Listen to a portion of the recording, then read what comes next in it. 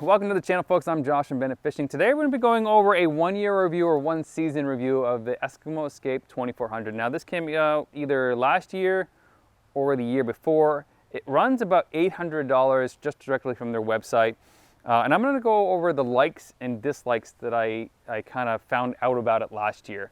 So first off, assembling it as it comes in a box takes a long period of time. I had a couple buddies help me, and getting it all screwed together and put all the accessories on, which I'll go over when we go in there, takes longer than you think. So if you have a nice garage to work in or borrow a buddy's garage to work in to set this thing up, do that.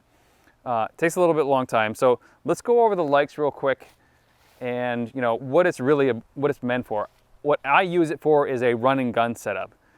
If I'm on a big lake and it's really cold out, or if I have somebody with me that doesn't want to be cold, I will bring this and set up on a decent spot or a really good spot and flip it over and sit and wait for a fish to come by for 2-3 hours until we're kind of like done fishing.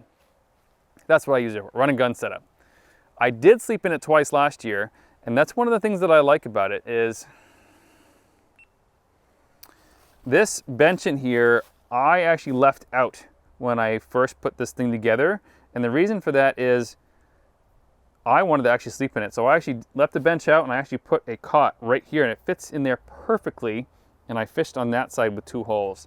Now I slept in it twice, caught a bunch of crappie, caught a bunch of lake trout in it, and it was actually really nice to sleep in. And that made it, what made it really even better was I actually got to keep my small Mr. Buddy heater on low at 20 to 25 degrees. Because it's such a small area to heat, I didn't have to worry about bringing it on high or putting fans in there or anything like that. I just left it in there, put lights on the ceiling, and had basically a great night's sleep. So that was really fantastic.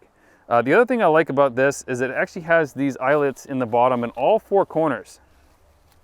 And so if your buddy that has a snowmobile or whoever towed you out has to leave, then you can actually just screw this down. You need to buy the screws for it or use the ones from your hub style. So you don't need to, so you won't fly away basically. That is a great advantage.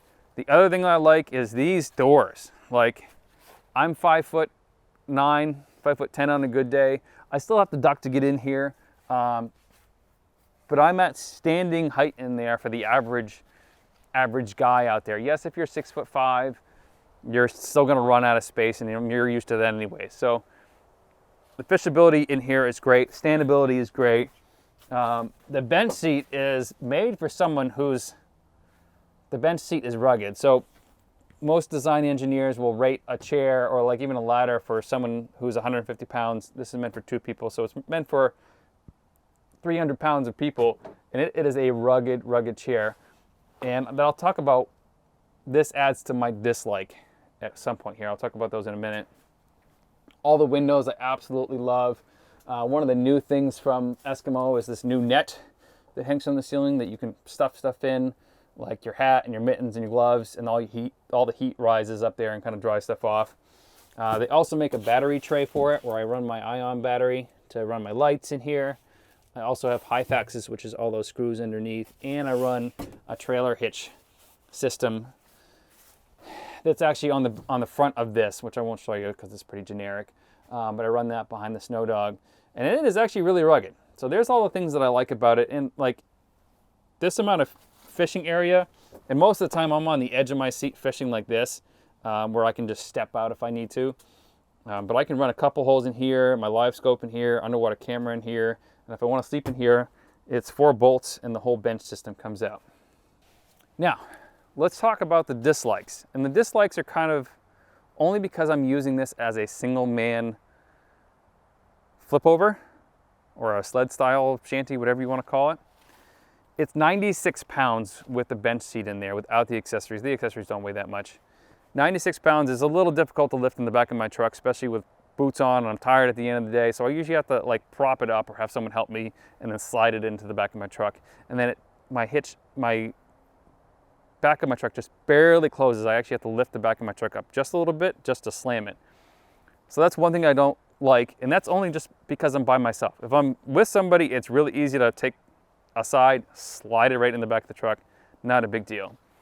The other thing that's kind of annoying to me that I dislike is these these slide locks here are not super positive when they click, because when they do click in, it's fine, but finding that clicking spot when your fabric is fairly new is kind of tricky, because they're really easy to miss sometimes. So those ones are all snapped in, but that one I kind of overshot.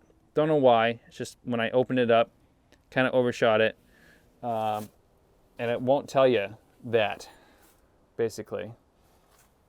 So setting it up takes a little bit longer than I like. When I'm running and gunning, I won't put in all of these support bars. So these support bars collapse and come out. So that one, this one, there's supposed to be one here, and there's supposed to be two in the front right here. 1 and 2, I just put one in for the video here.